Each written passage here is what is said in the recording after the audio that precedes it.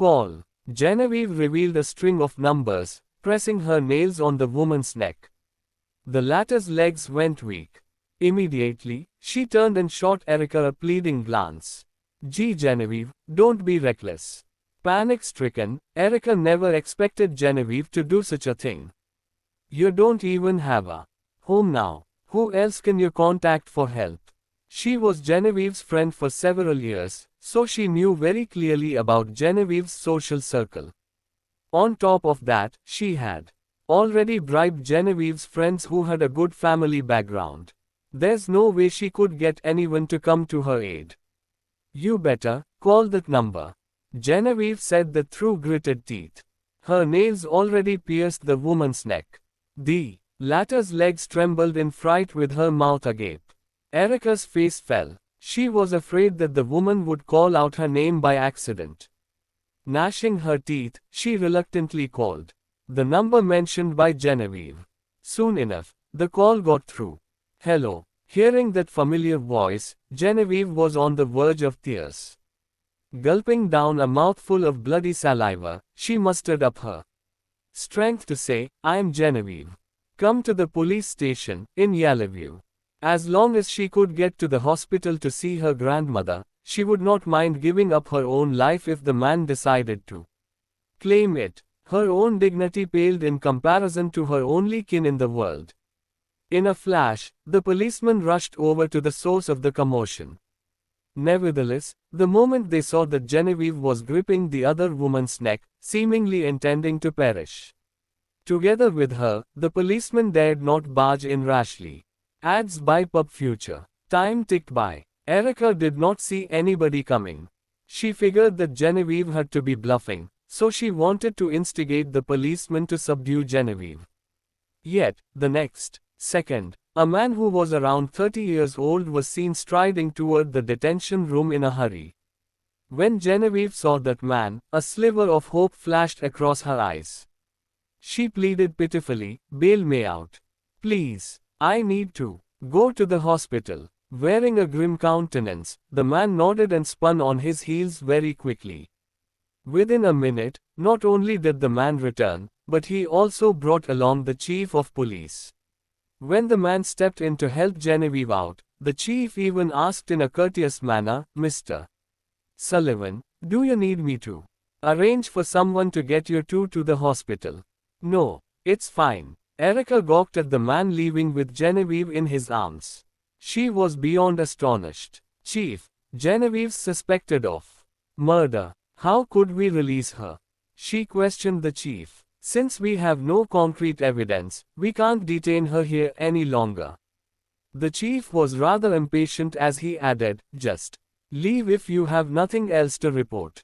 No words could express Erica's rage at that time. Yet, she had no choice but to do his bidding. She knew Cooper was quite close with the deputy chief of the police station in Jadeborough. Because of that, she could easily arrange for somebody to deal with Genevieve. Never in a million years would Erica expect that Genevieve could summon a backer to bail her out of the police station. After arriving at the hospital with Stephen, Genevieve staggered all the way as she dashed toward her grandmother's ward. Coincidentally, she bumped into the nurse who had been taking care of her grandmother. The nurse felt sorry for Genevieve. Please accept my deepest condolences, Ms. Ratchford. Following that, Genevieve caught a glimpse of the hospital bed behind the nurse. The patient lying in that bed had been covered by a sheet of white cloth from head to toe. At that juncture, her blood ran cold, and her whole body froze. A suffocating sensation overcame her. Gee, Grandma. With a stiff gait, she limped toward the hospital bed and raised her quivering hand. I'm sorry that I took so long to get here. I'm Vivi. She struggled hard to speed the words out as she called out to her grandmother. Alas, she would never receive a response. Lifting up the white cloth, she saw her grandmother's cold, pale face. Her knees became feeble, and she kneeled down on the spot. Letting out an agonizing scream, she began to cry her lungs out. Grandma. Winifred had been her sole motivation to keep moving forward in life. However, Even her only family was gone forever. At that moment, she felt aggrieved. If she had ditched that so-called dignity of hers the other day and followed Stephen to the mansion, she would not have been tricked by Cooper and sent to jail. Her grandmother would have been alive. Genevieve hugged her grandmother's body all day and night, crying her heart out till she had no more tears left to cry. The day when Winifred was buried, the sky above Jadeborough turned as gloomy as ever. It was drizzling. Being absent-minded, Genevieve watched the workers handling the ashes of her grandmother's remains. Even after everyone had left, she was still standing in front of her grandmother's grave, drenching herself wet in the rain. From that moment onward, she knew she would be all on her own. After Winifred's funeral, Genevieve followed Stephen and returned to Swallow Garden. Locking herself up in the room for 3 days, she did not even touch any food that was served to her at the door. Stephen feared that something bad might happen if Genevieve continued to be like that. Hence, he called Amo directly. That very night, Amo came to the mansion. He used the spare key to unlock the door and entered the room, only to find that every window and any hole that could transmit light had been covered. It was pitch black. Then, he could hear the intermittent murmurs of a woman, who was seemingly crying in her sleep. "Mom, I'm so scared. Take me with you all, please." Amo made his way toward the night lamp and turned it on. A woman all huddled up in bed instantly came into sight. It had only been a few days, but Genevieve was all skin and bone. Her slender fingers gripped the bed sheet with all her might. They were so thin that the veins popped up all over the back of her hands. Worst still, utter despair was written all over her already pale face. Traces of her tears were evident on her cheeks. If this woman still doesn't fill her stomach, she might not even wake up tomorrow. A hint of displeasure erupted within Amo's heart.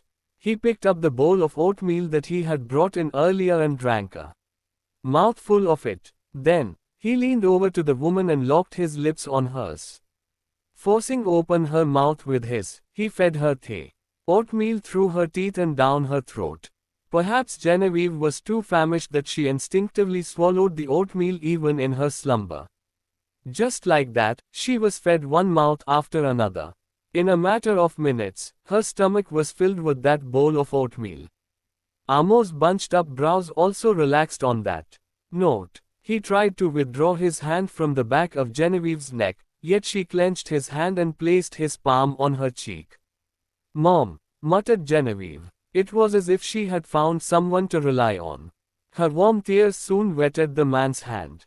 "I missed you so much. Bring me along with you." Hanging his head low, Amo watched the woman quietly with an impassive gaze. "Genevieve, only you can save yourself." He forcefully retracted his hand and left the room. In Genevieve's dream, she saw her long-gone parents. They came back to her just to reproach her for falling head over heels for Cooper and letting him swindle her out of their company. Their interrogation overwhelmed and hurt her so much that she could not even breathe. Sobbing miserably, she pleaded with them to take her with them. While she was in a daze, she heard someone telling her in her ear that only she could save herself. Her eyelids snapped open out of the blue, and all she could see was the white ceiling. Winifred could have been fine. It was Erica who had gone to the hospital and told Winifred that her only granddaughter was a murderer. That was how Winifred got agitated and kicked the bucket. Genevieve vowed to reclaim Spectre Corporation and avenge her parents. Cooper Sutton, Erica Hall. They must pay with their ads by Pub Future. Blood. Her leery eyes became ice-cold and resolute. Grabbing her dress from the chair, she changed her clothes and stepped out of the bedroom. After she went downstairs, she saw a man sitting in the dining room. He was clad in a light grey vest and shirt, appearing to have just gotten off from work. Putting on an indifferent look, he was enjoying his dinner while listening to Stephen's report. Ms. Ratchford. Stephen first noticed Genevieve and flashed a faint grin. "Are you feeling better?" Genevieve nodded. "How long have I been asleep?" "A week." "That long?" Genevieve was taken aback. Even so, she was baffled, for she was not starving at all despite the long, deep sleep. The housekeeper headed into the kitchen to fetch a plate and a set of cutlery before placing them right in front of Genevieve. Genevieve sneaked a peek at the man sitting opposite her. She wanted to get something out of her mind, but seeing that Stephen was reporting some matters to him, she lowered her head and took her meal in silence. Very soon, Amo finished his dinner. He got up from his seat and went upstairs straight away. Genevieve, too, put down her fork and spoon. She trailed behind Amo and walked into his bedroom. He was undoing his vest and making his way toward the bathroom. Biting her lip, Genevieve mustered up all her courage and walked up to him. Let me help you with that. The man was so tall. Genevieve had to lift her hands all the way just to land her hands on the button of his shirt collar. Amo did not budge. He merely lowered his gaze and stared at her. The two of them were only a few inches apart. Genevieve could sense the chilling vibe emanating from the man's body. Sadly, her hands were shivering involuntarily, and she could not even undo the button of his collar. Wearing a nonchalant visage, Amo shoved her hands away. What are you doing?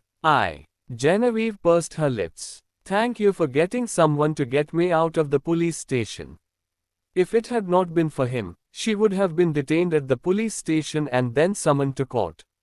Moreover, Winifred's funeral matters were also arranged by him.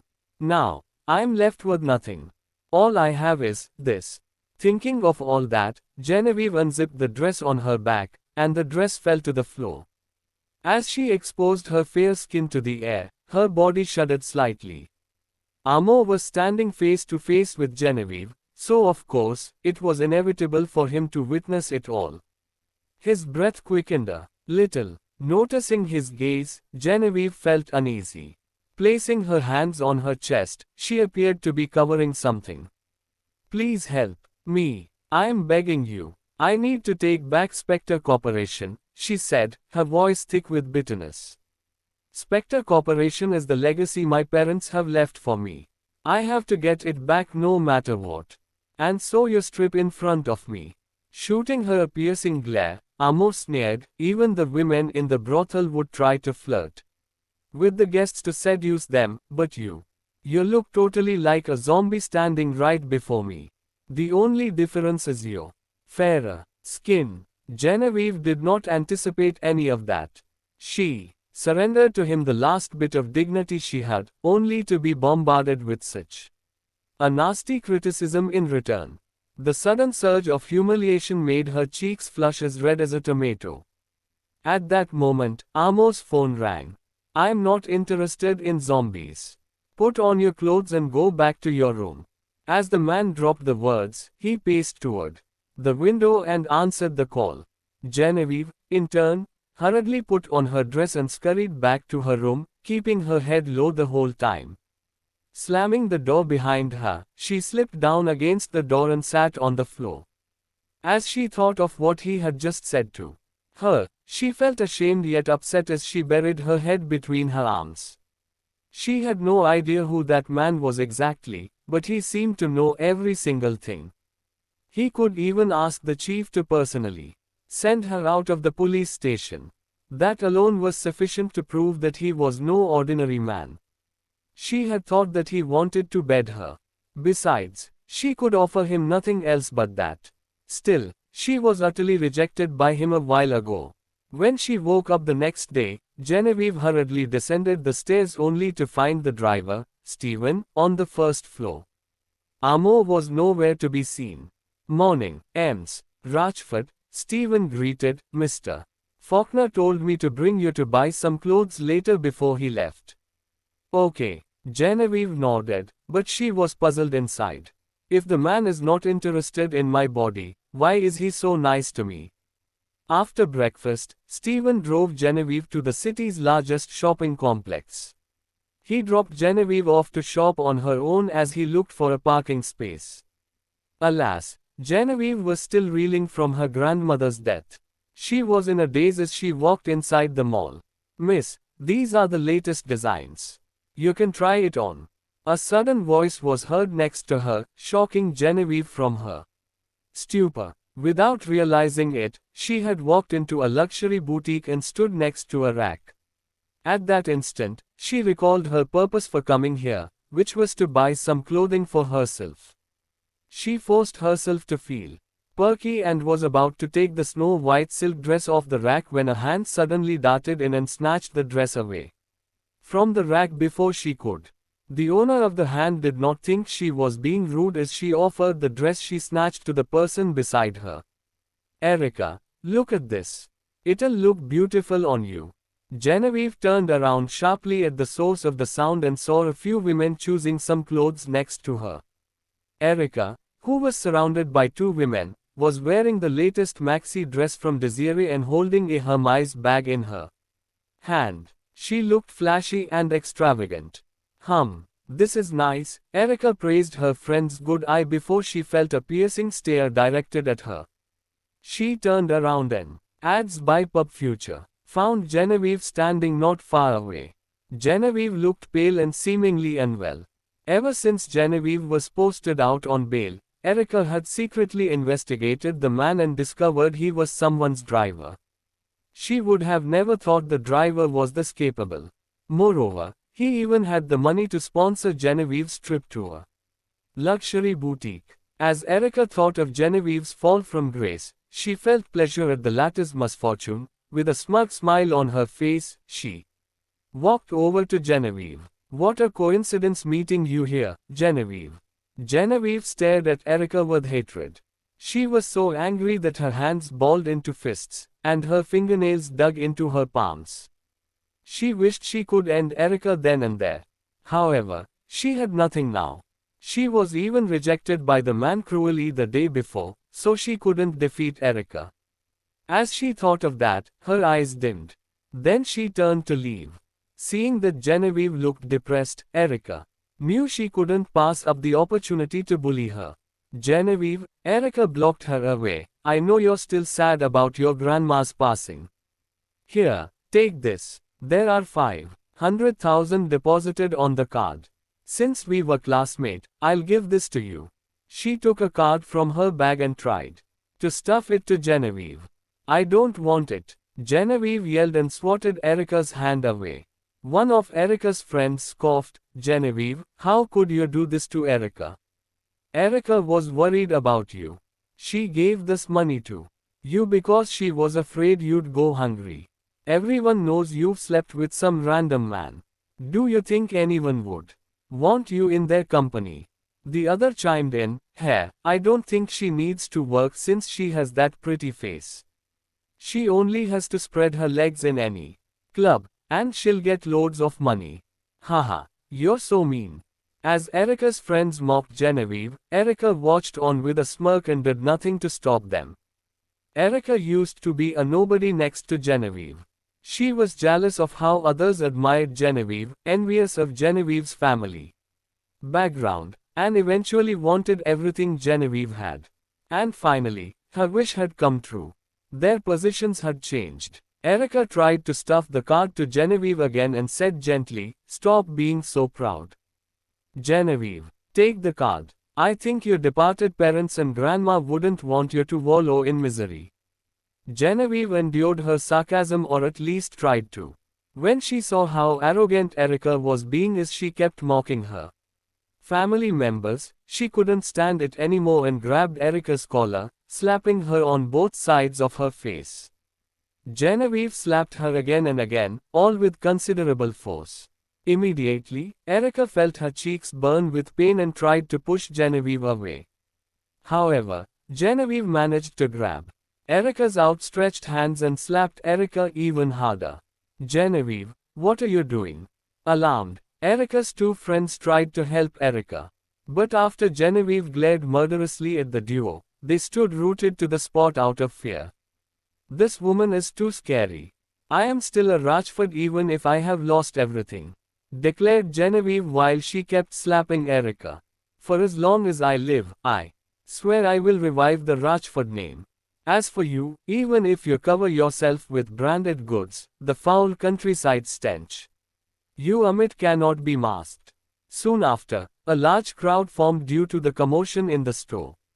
Under the surprised gazes of the onlookers, Erica, who was being slapped until her cheeks were swollen and red, couldn't release herself from Genevieve's firm grasp no matter how hard she tried.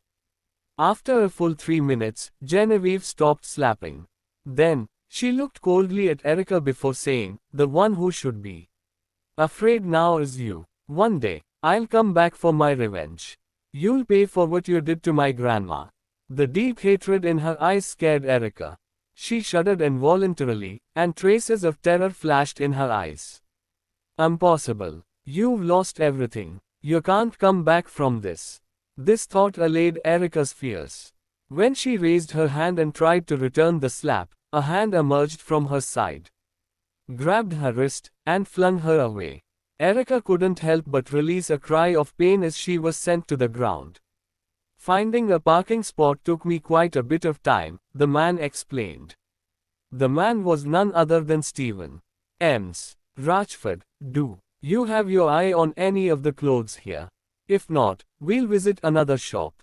On the floor, Erica endured her pain and hollered, "Don't be deceived by her looks. Your girlfriend is no good.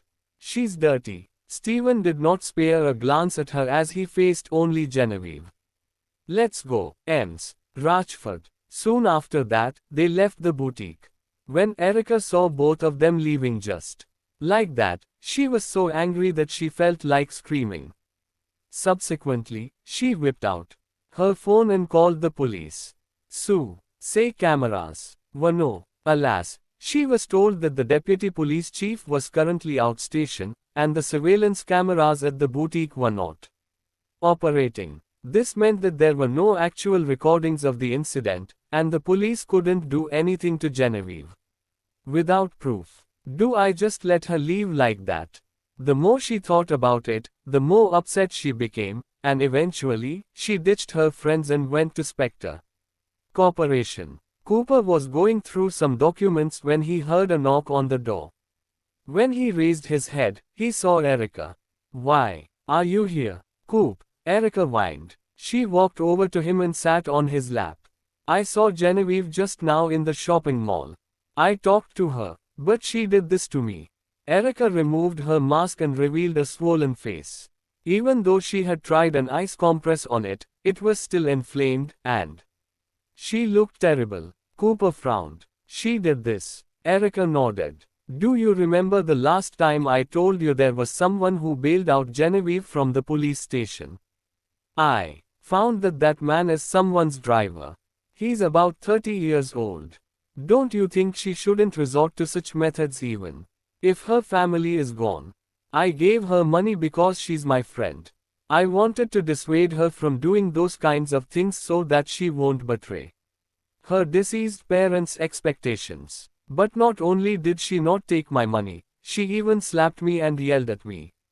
A cold glint flashed across Cooper's eyes as he listened to her recount.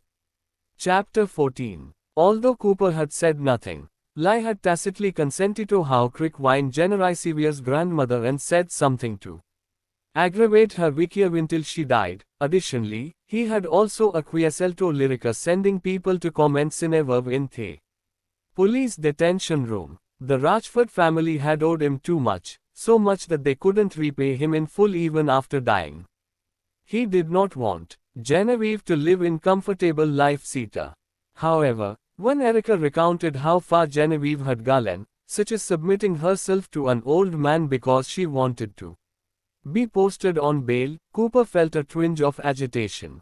At that instant, Erica felt the hand grabbing her shoulder increase in strength. She could not help but call out to him, "Coop, you are hurting me. Apply some ice packs on your face to reduce the swelling," Cooper said coldly as he let go of her shoulder. "There's an exclusive banquet tonight at Seat. You go with me. The attending guests are influential people in the business world, so don't embarrass me." "Okay." Erica tactfully stopped whining when she saw that the man wasn't in a good mood. At 7 o'clock at night, a Maybach stopped in front of the Lovely Heart Hotel. Lovely Heart Hotel was the only 6-star hotel in Jadeborough. It was where banquets for receiving international guests, parties, and even weddings were held. Even after hearing the malicious remarks from the people around, Genevieve only pursed her pink lips and took a glass of champagne from the pedestal round table. She knew that it was Cooper who had designed the whole ordeal at the hotel. Given how the news had spread like wildfire online, she assumed Cooper had also assisted and fueled the flames in the background. Perhaps the entire Jadeborough had heard of her glorious incident. However, no matter how much she explained, nobody would believe the words that came from her mouth alone. It would be best if she pretended not to hear them. Genevieve took 2 sips of the champagne. Her eyes scanned around the venue. She realized that it was a grand dinner banquet. Almost all the influential people in the business industry were there. She was thankful that the man needed her. It implied that she was useful, which would lead to opportunities to negotiate with him. However, she was not sure what Amo needed her help with. Genevieve stood in a corner when she entered the ballroom. She intended to stay invisible. Despite that, many men came over with an unscrupulous gaze. Somebody even said he was willing to pay her to be his mistress. That caused the women around to look at her and feel even more disgusted. There was a woman who could not stand it any longer. She took a glass of red wine and splashed it on Genevieve's face. "You're so disgusting. Get out of this place." Genevieve closed her eyes as the cold wine was poured into them. Since she was young, Genevieve had always been pampered and complimented as the precious daughter of the Rajford. Ads by Pub Future family. That was the first time she had been publicly splashed with red wine when attending a banquet. Now, she had no more family. She was no longer the well-respected Ems Rajford and had nobody to protect her. Genevieve only stared at the woman. Without finding any fault with the woman, she turned to take some napkins from the table. And it was then she saw Cooper holding Erica as they walked in her direction. Cooper had a straight posture and was wearing a black suit.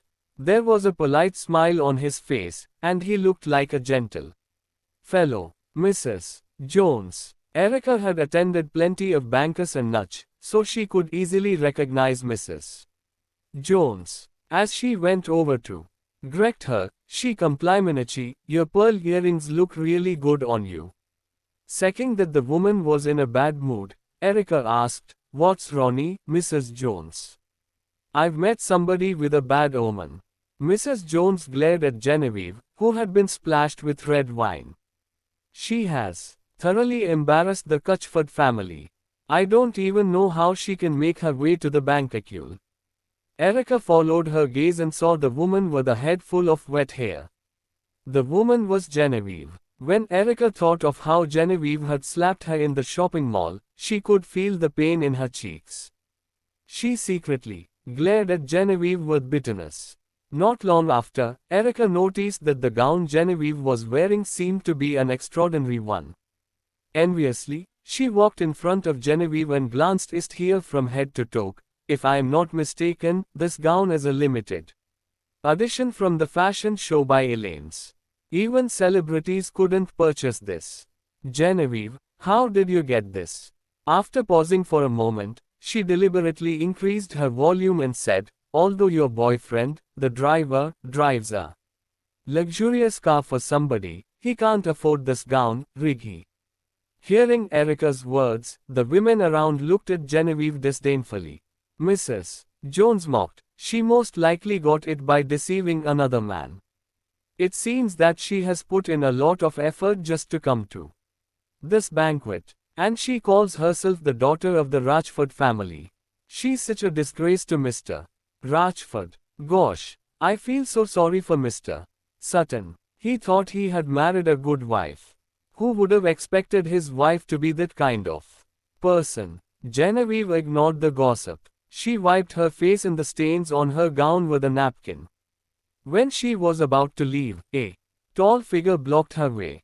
Cooper asked flatly, "This is an exclusive banquet. How did you get in here?" "It's none of your business." Genevieve's tone was a cold one. Her pathetic look fell within Cooper's observation. With her half-wet hair falling on her slender shoulders, she looked weak. No longer was she bright and glamorous as before. Cooper felt delighted, but he felt a tinge of emotions in his heart at the same time.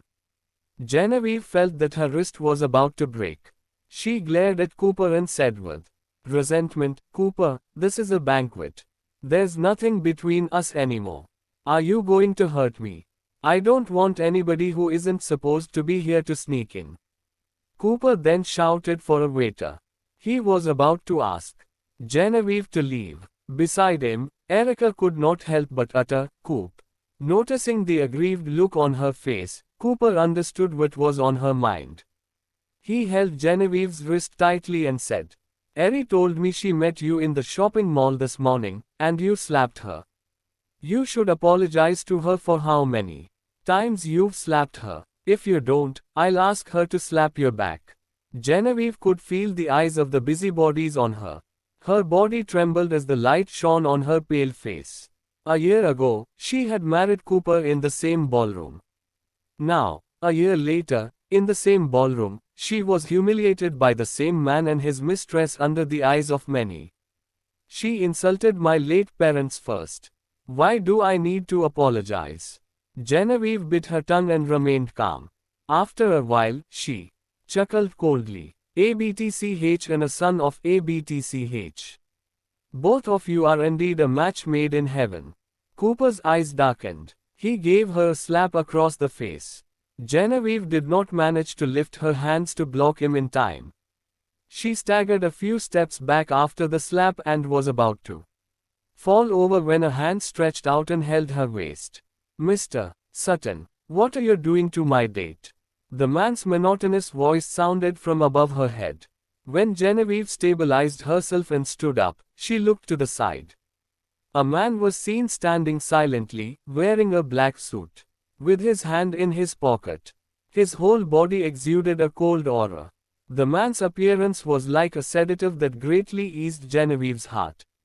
She pursed her pink lips, about to speak, but she noticed a commotion breaking out around her. A lot of people had gathered around and were gossiping with each other. "Oh my goodness. That's Amo Faulkner. When did he come back? I can't believe he's here at the banquet." "What?" Genevieve looked at the cold man beside her again. Although the Rajford family was also wealthy, they were not comparable with the Faulkner family, which had been around for 100 years. The Faulkner family's businesses were out of these small businessmen's league, not to mention getting to know a member of them. Regarding the news of the Faulkner family, Genevieve had heard them all from her circle of friends. Apparently, the core business of the Faulkner family was currently handled by their second wife's son, Amo. It was also rumored that Amo brought bad luck to his wives as his previous two fiancées had passed away. Both of them had passed away mysteriously each time their wedding dates 1 year. Genevieve was shocked to find out that he was Amo Faulkner. Ads by Pub Future. Somebody around them muttered, "Did Mr. Faulkner just say that Genevieve was his date?" Cooper was being so harsh when he slapped Mr. Faulkner's date in front of everybody. "Do you think Mr. Faulkner will seek justice for her?" Those within the industry who had interacted with Amo before all knew about the matters of the Faulkner family. They were all aware that Amo was ruthless. Now that somebody had slapped his date, it was equivalent to hitting Amo across the face. As well, he would not let the person off the hook easily. Cooper and Erica were both in the business industry, so, naturally, they had heard of Amo. At that moment, both their faces were not looking well. Eventually, Erica broke the silence by saying, "Mr. Faulkner, we didn't know that Genevieve was your date. Mr. Sutton didn't slap her intentionally. She was being disrespectful first, so you don't have to apologize to me." Amo interrupted Erica's continuous explanation. His gaze remained cold. "She is just a date." Genevieve's heart sank when she heard those words. Erica understood Amo's meaning in a second. Her anxiety vanished. Not just that, she even mocked, Genevieve, if you lack money, let me know. I'll consider our friendship and lend you some. Don't assume that you can seduce anyone you like just because you're the daughter of the Rajput family. The crowd started laughing too. Genevieve is such a joke. Did she think she could show off just because she was Mr. Faulkner's date? Mr. Faulkner, you should be more careful. Don't fall into the trap of this kind of woman. Countless mockery targeted Genevieve. Despite that, Amo stood there coldly, not intending to say anything, and continued to let her be humiliated. Bearing all that, Genevieve was about to break down. She pushed through the crowd and ran to the restroom in embarrassment. She splashed some cold water onto her face, easing her emotions that were about to fall apart. However, her eyes were still filled with tears. She did not expect the man to lecture Cooper and Erica or help herself seek justice. However, it was the fact that Amo had said publicly that she was just a date, and he did not stop Erica from bullying her. Did he invite me to the banquet so that I could be ridiculed? Ms. Rajput. All of a sudden, Stephen's voice could be heard as he knocked on the restroom door. Genevieve took some napkins and wiped the water on her face. She opened the door, saying hoarsely, "I'll go back myself. There's no need to trouble you. Also, I've dirtied the gown. When I have the money, I'll." Ms. Rajput, you said you wanted revenge. However, look at you. You were too weak. Stephen shook his head. You couldn't even stand those few words spewed by others. Genevieve lowered her gaze, pressing her lips together. Mr. Faulkner didn't help me. It's your own revenge. Naturally, you have to be the one to seek it. Stephen passed a phone to Genevieve.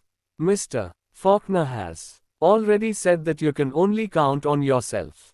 Genevieve vaguely recalled the exact phrase when she passed out at the mansion during those few days. Did Mr. Faulkner come back to the mansion during those days? There was no passcode on the phone. Genevieve was able to access it easily. She wondered what Stephen wanted her to see.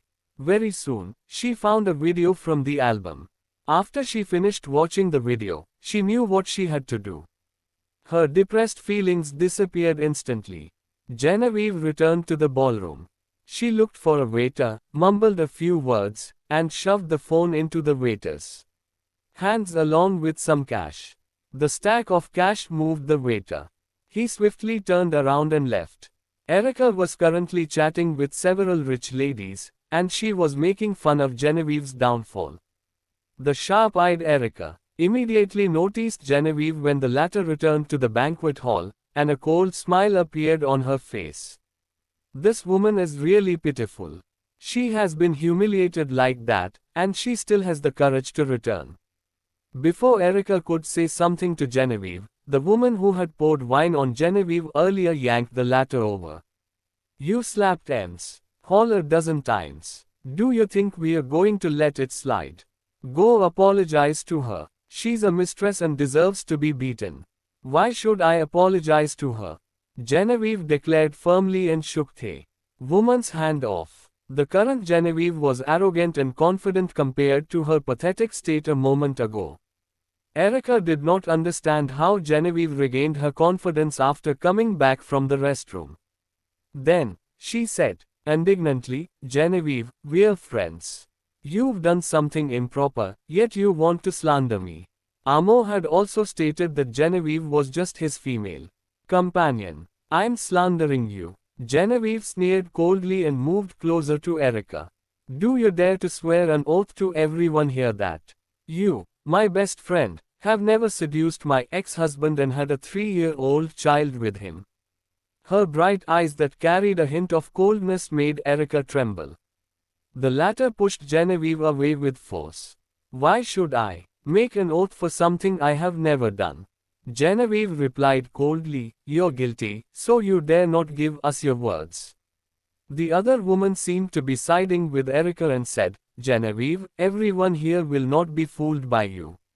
You are the one, ads by Pub Future, who cheated on your husband first.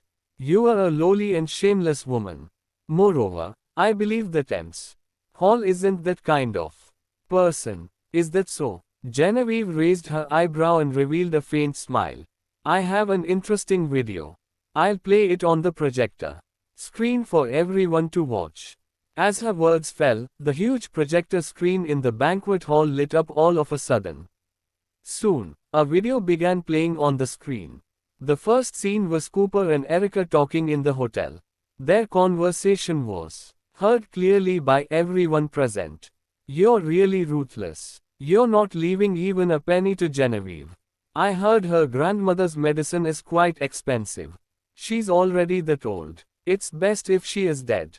Cooper, are you so ruthless? You even dare to harm your adoptive parents. Shortly after, the scene changed. Cooper drove his car to a mansion. Erica came out with a child, who ran up to Cooper and greeted sweetly, Daddy. Although the video was just a few seconds, the contents were shocking, and half of the people present were stunned. Genevieve lifted her dress and walked up the stage one step at a time. She stood in front of the microphone and said, I believe everyone has seen the video on the projector screen. That's right. Cooper is the adoptive son of the Rajford family and the man I loved for over 10 years. Not only did he hook up with my best friend a long time ago, but he also framed me for cheating and forced me to divorce him without getting any property. When Cooper came to his senses, he immediately ordered people to turn off the projector. Although he still had a friendly smile on his face, his eyes were cold. Genevieve was left with nothing after the divorce. How did she have the capability to get this video? Could it be? Cooper found Amo in the crowd, and he noticed that Amo was talking to another businessman beside him with an indifferent expression as if he was not the slightest interested in Genevieve and the current matter. Soon, Cooper thought he had overthinked. Someone like Amo would never be interested in Genevieve. What should we do now, Coop? Genevieve's sudden retaliation made Erica panic. How did she know about these things? Cooper threw a glance at her, and Erica swallowed all the words she was going to say. Genevieve, are you trying to use these two edited clips to get back at me? Cooper raised his voice for all the guests to hear. What he was saying, you claimed that I was involved in the death of your parents and had set you up so that we could get a divorce and you were left with nothing. Where are the proofs? We lived under the same roof for 20 years, and I know your personality very well. You're willful and stubborn. Now, you are just trying to tarnish my reputation and get back at me because we divorced. Soon, some guests began whispering among themselves. I heard when Genevieve went abroad for a business trip, she went to a bar to hire a male model to drink with her. 2325 GAL. Chapter 17. I don't think she can deal with businesses with that brain of hers. She must have gone abroad to enjoy herself. That's true. People felt that Cooper's words were more convincing, as there were videos of Genevieve meeting with a man in a hotel and another video of her hiring a male model in a bar when she was abroad. Everyone felt that the video Genevieve had broadcasted was fabricated and that she had done so to get back at Cooper because of the divorce. In fact, Genevieve knew that Cooper would explain himself, and the guests would not believe her. A faint smile crept over her red lips. I have already uploaded the video online. I believe an expert will be able to tell whether it has been edited or not. Cooper, I have already told you. I will make you pay for everything you have done to the Rajford family. Genevieve glared at Cooper, who was standing below the stage. Her gaze was firm and cold. There is plenty of time. With that said, Genevieve left the banquet hall. Cooper stared at Genevieve's slender back as she left, and his calm demeanor finally faltered. 10 minutes ago, she had rushed to the restroom in a pathetic state. After she came back, however, she returned to her prideful self. Due to Genevieve's strong stance, some guests already began to doubt the authenticity of the video played just now. Some guests even came over to ask Cooper about it, making the latter feel very awkward. After dealing with all those bigwigs, Cooper went to the corner to make a phone call. Get rid of all those videos online. After a pause, he added grimly, also, send someone to tail Genevieve 24/7 for a few days. I want to see who's the one helping her. Play a good lesson in front of all. Genevieve felt satisfied after teaching. You those bigwigs. Her mood had seen unlock succeeded. When she left the hotel, she saw a Maybach parked at the roadside. Ems. Rachford. After Stephen opened the car door, he complimented, I have witnessed everything that happened in the banquet hall. You have done a good job. Thank you for giving me the video. Stephen shook his head. I just did what I was told. You have to thank Mr. Faulkner. Genevieve was at a loss for words, and her lips twitched. Previously, she had indeed thought that Amo was there to mock her, and she had hated him for a moment because of that. Ads by Pub Future. Unexpectedly, Amo had set up everything behind the scenes. He was just waiting for her to exact vengeance personally. Everything he set up was really exciting. Genevieve sat in the car and waited quietly. From time to time, she would take out her phone and scroll through Twitter. She had already uploaded the video online, but Cooper was still one step ahead of her. He had already contacted the publicists to deal with the video and related articles. Thus, the video did not go viral on the internet. That did not matter to Genevieve. She was satisfied that she had used that video to embarrass Cooper and Erica. Mr. Faulkner. Just when Genevieve was looking at her phone, she suddenly heard Stephen's voice.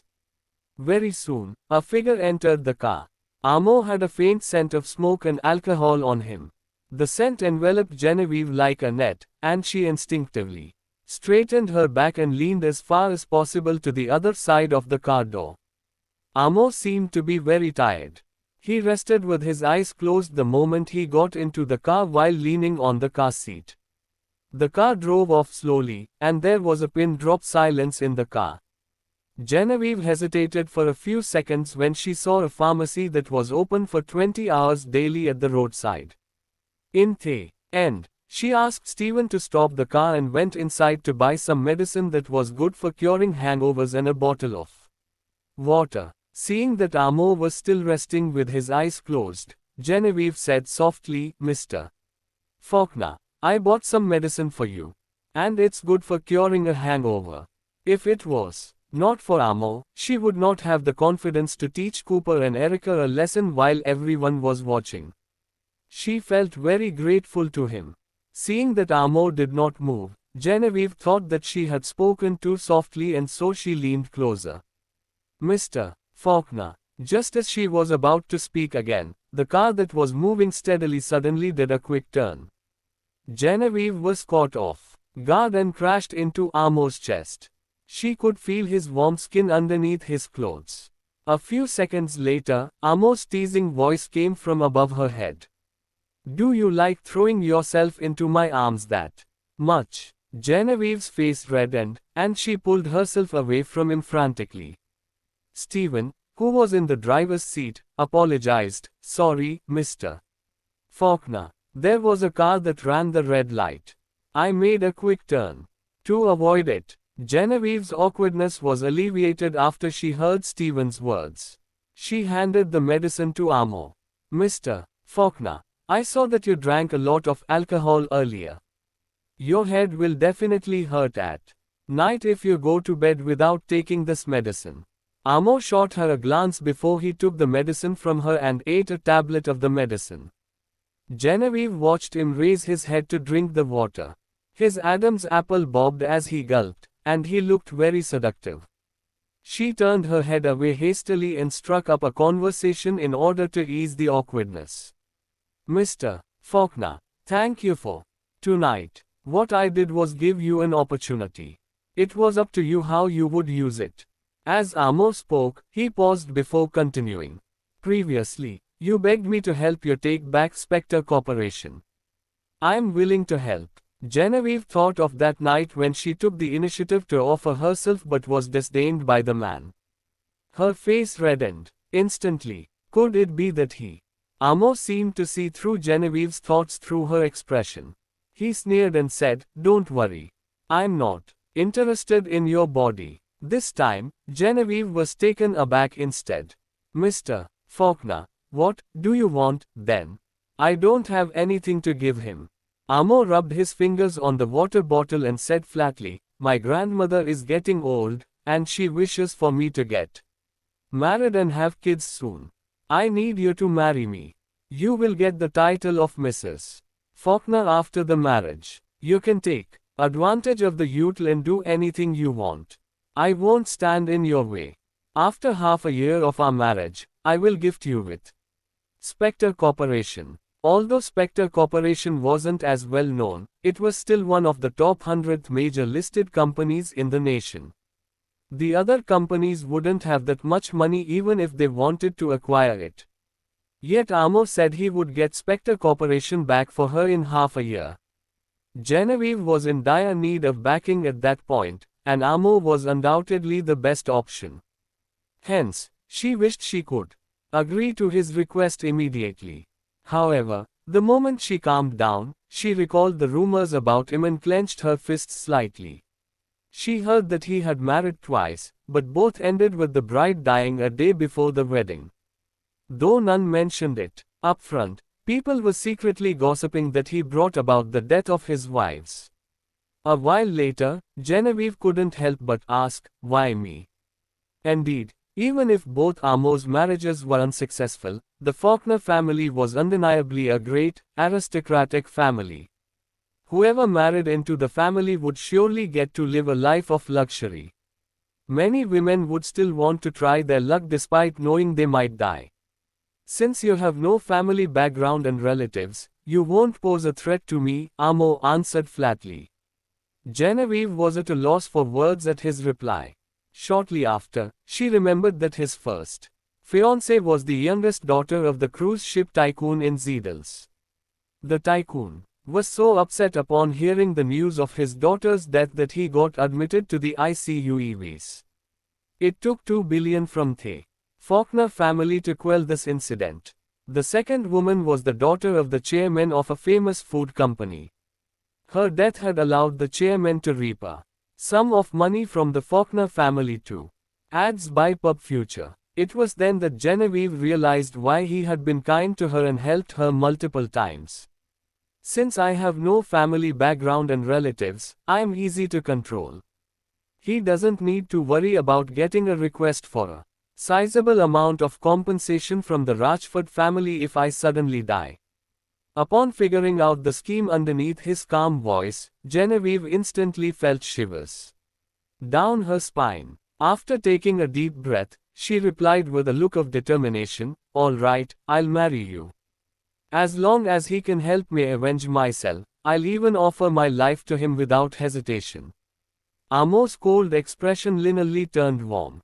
"I'm free tomorrow morning. Bring along your household registry. We'll head to the City Hall to register our marriage." Hearing that, Stephen, who was driving, glanced at Amo from the rearview mirror in shock. "Didn't Mr. Faulkner say that it would be a lake marriage? I've even got someone to prepare a fake marriage certificate already. But now, okay." Genevieve had nothing against his arrangement. Since she had agreed to marry him, naturally, they would need to register their marriage. Soon, they arrived at Swallow Garden.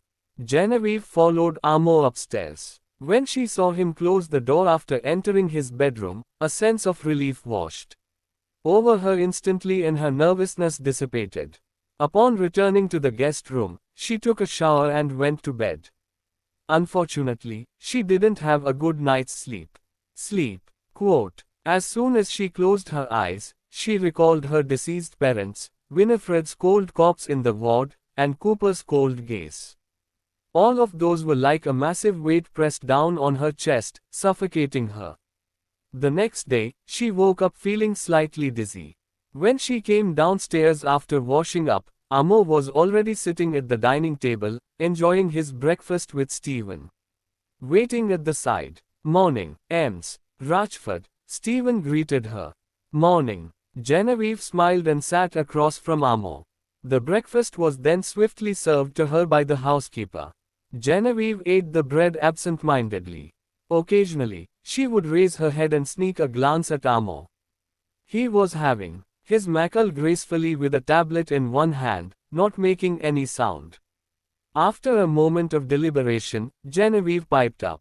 "Mr. Faulkner, what?" When he saw the troubled look she wore upon sweeping a glance across her face, he continued, "Are you regretting it now?" 2325 GAL.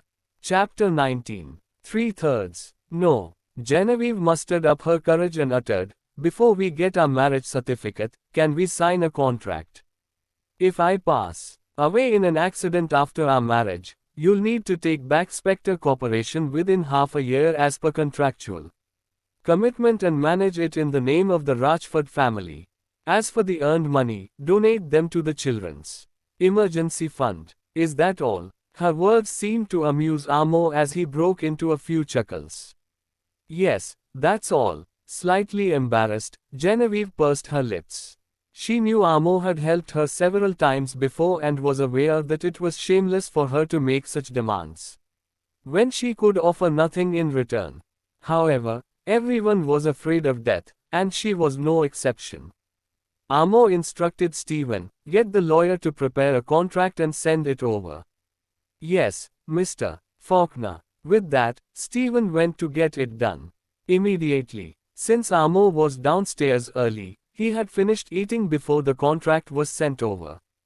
Putting down the napkin, he looked at Genevieve, who was sitting opposite him. Abruptly, he said, "You won't die even if you marry me. I will never allow that to happen." Not knowing how to respond, Genevieve merely hummed in acknowledgement, lowered her head, and resumed eating.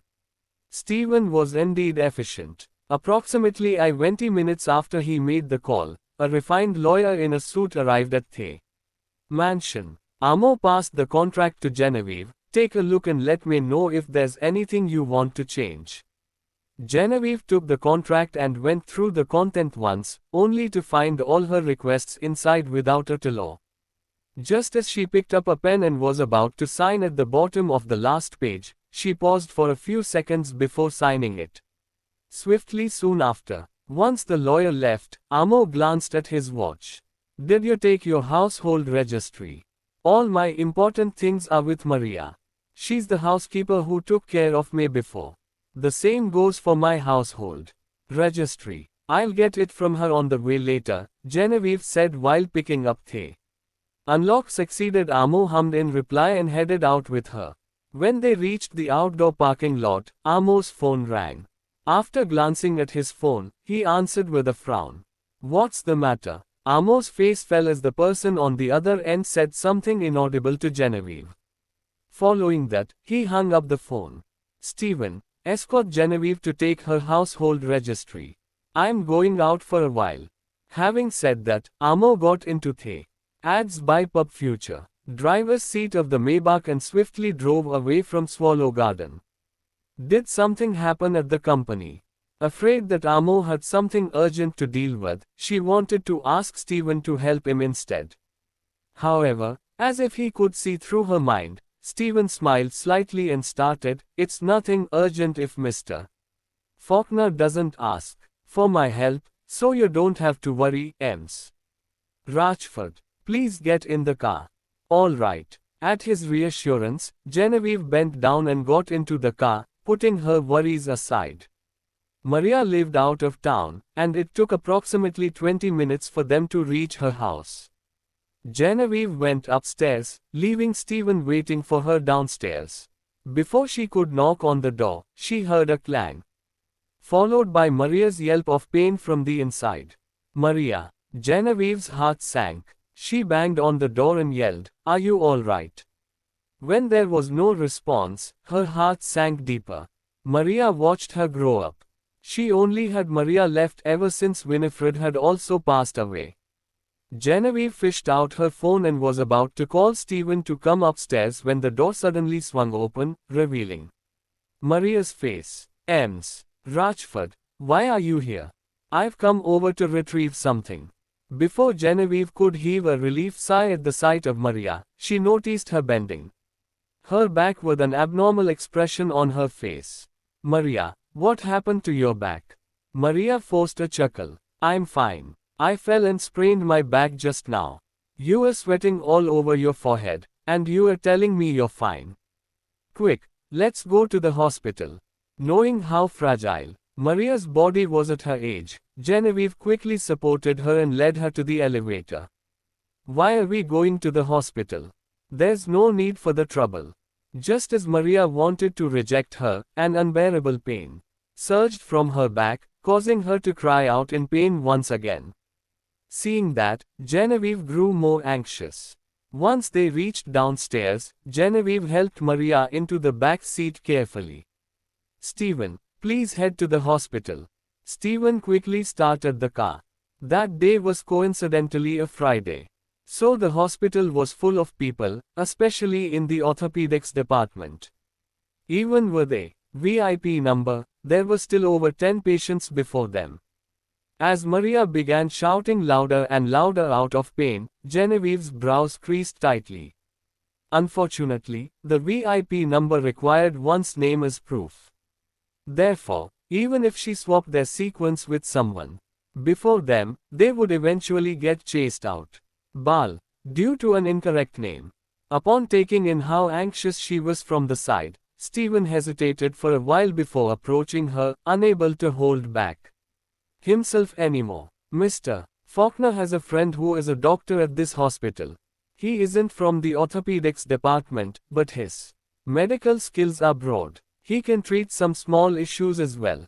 Genevieve nodded without hesitation. In that case, please show us the way. Since 10 more patients were waiting before them, it would probably already be afternoon by the time it was their turn. Maria's injury might be even more severe by then. Soon, under Stephen's lead, they arrived at the neurosurgery department. As soon as Genevieve stepped into the office, she saw a young man answering a call while leaning against the table. He was wearing a white coat, and he looked overly young. He even tied his long hair behind his head with a rubber band. No matter how one looked at him, he looked like a model who had entered the wrong site, which happened to be a hospital in this case.